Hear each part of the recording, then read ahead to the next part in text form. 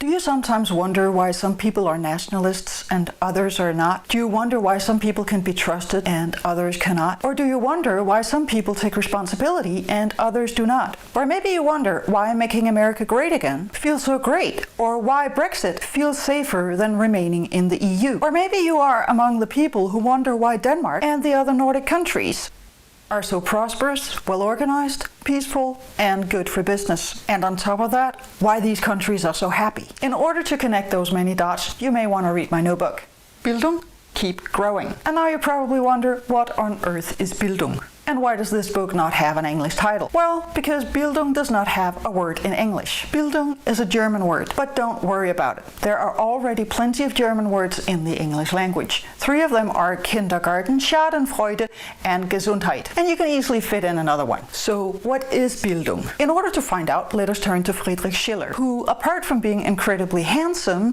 and having been dead for 215 years, wrote about Bildung. Schiller said that there are 3 kinds of people. The emotional person, who is not free because he or she is controlled by his emotions and cannot transcend them. The rational person, who is controlled by the rationale and norms of society and the expectations of other people, and who cannot transcend these norms and expectations. Therefore, he is not free either. With a modern word, we could call the rational person a team player. When we have internalized the rationale, the norms, and the expectations of society and made them our own, then we can take one for the team. We can be responsible and trusted. And then there is the moral person, who has transcended his own emotions by becoming a rational person, and who has transcended the expectations of others by connecting again with his own emotions. By being a team player who can feel his own emotions, he can both take one for the team and feel when the team is doing something that is morally wrong. He acquires the moral backbone to look at the team from the outside,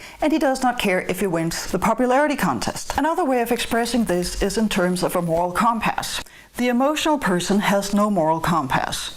The rational person has an outer moral compass, and the moral person has his own inner personal moral compass. We can all go through and grow through this moral and emotional development. This is Bildung.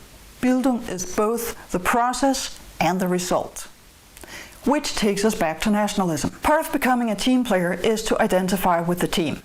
In nationalism, the team is the nation. The problem with nationalism is not that people love their nation. In fact, that is a good thing. The problem is if nationalism becomes national chauvinism. A national chauvinism that belittles other nations or minorities within the nation in order for people to be able to identify with the nation. In order for our national democracies to thrive, we need to be team players on behalf of the nation.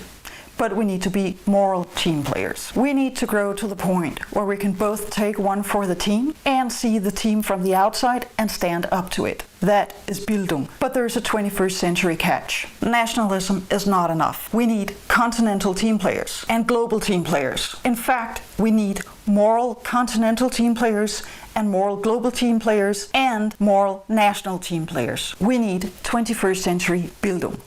And that is what my book is about. Oh, Denmark! What does Denmark have to do with this? Well, Denmark imported this Bildung stuff from Germany, and then we popularized it and turned it into folk-bildung and created schools for it 150 years ago, folk high schools. And then we exported those folk high schools to the rest of the Nordic countries.